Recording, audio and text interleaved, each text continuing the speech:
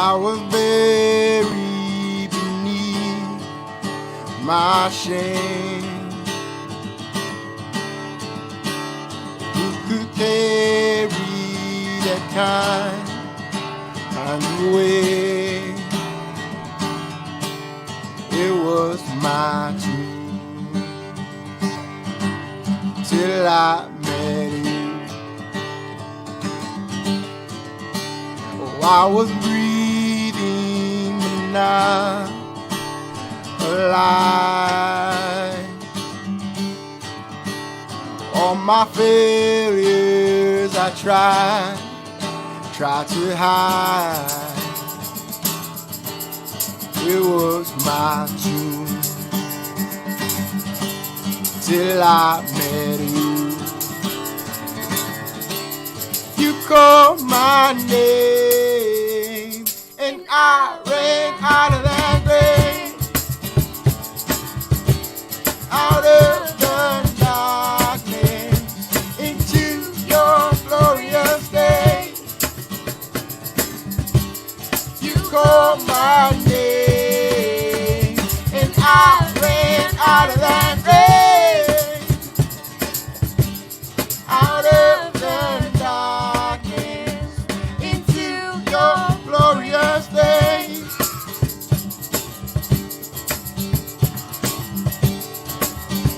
Now your mercy has saved my soul.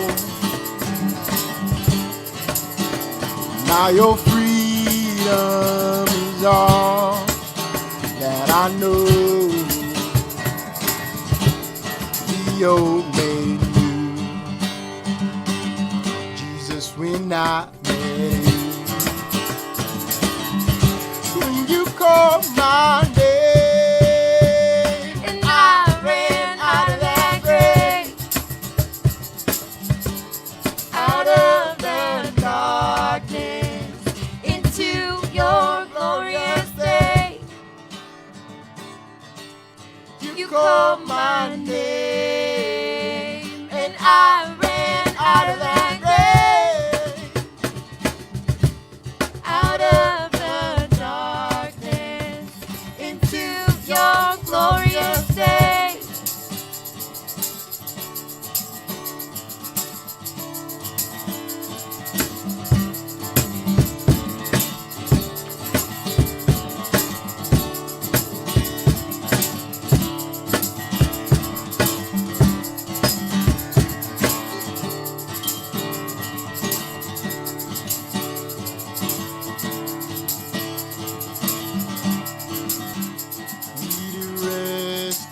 My sin was heavy, the chains break at the weight of your glory.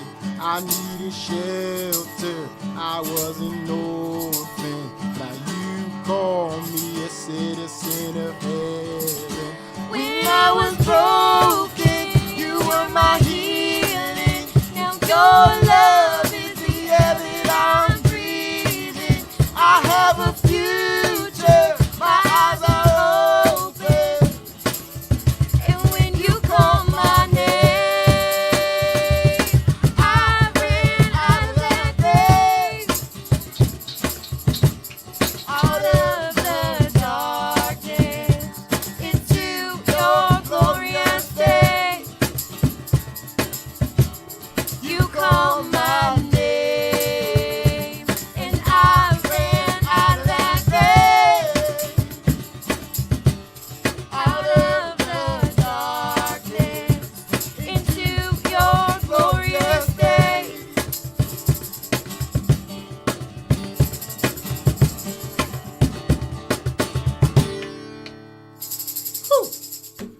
Amen.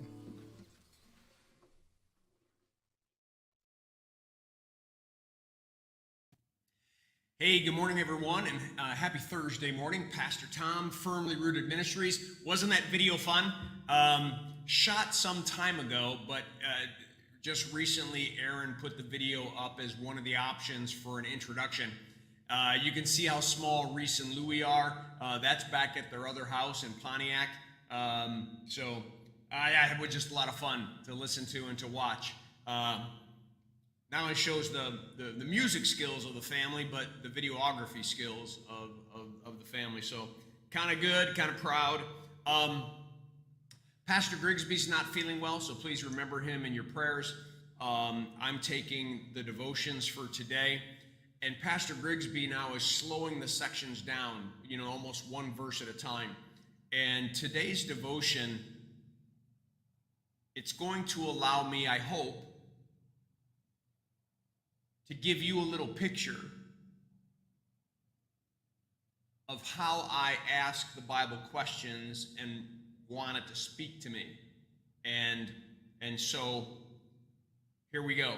First of all, let's say hi to some people. Vivian Davis, good morning. Elmar, prayers for you. Good morning. Bert Reggiani, good morning. Glenn, good morning. Julie, good morning. And by the way, as I mentioned in the men's devotion, we're between a rock and a hard place here at the coffee shop, and we're now needing to put some things in tubs. If there's anybody that has a van or a truck and can run to maybe Home Depot or Menards, I can give you the Firmly Rooted card, and we just need to get some tubs here so we can put some stuff in. We can't go to the office yet because it's not ready. I can't get speakers down because I can't get to the lift. But the guy who's taken over the coffee shop wants to start painting it. I mean, we just feel like there's a squeeze going on and we need some pressure relief. So if anybody can spend some time here at the coffee shop today or tomorrow, please let us know. And if anybody can run to the store and get us some tubs, we'll pay for them. But we're just trying to multiply time at this point.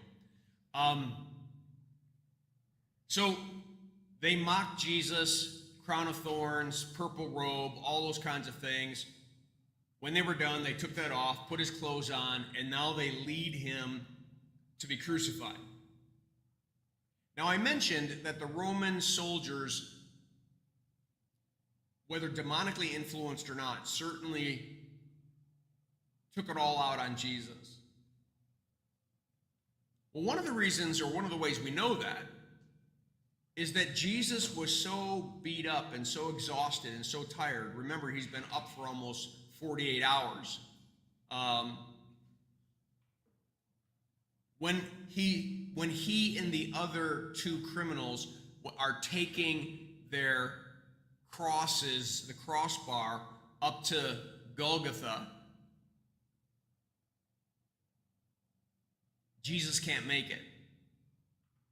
He doesn't have the strength or the ability to make it. He's done. He's been scourged, beaten, beat up, spit upon, kept awake.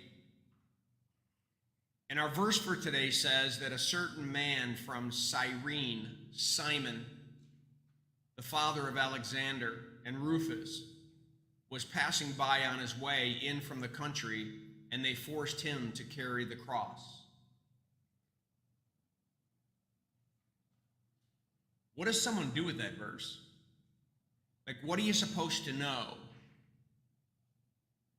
Well, the first question I ask is, why did someone have to carry Jesus' cross? Nobody else carried the other two guys. And my explanation for that is, the other two guys weren't kept up for the last 2 nights and weren't beat up and scourged and all these things that Jesus was, and didn't have the Romans just take it out on him. But Jesus did. What else? Simon of Cyrene is just an average guy. He is just returning back home. He's not a figure in the whole process. He's not part of the scene, except he becomes part of the scene when a Roman soldier grabs him and says that you've got to carry this man's cross because he doesn't have the strength to do it. Then we're told that he's the father of Alexander and Rufus. Well, why is that even important?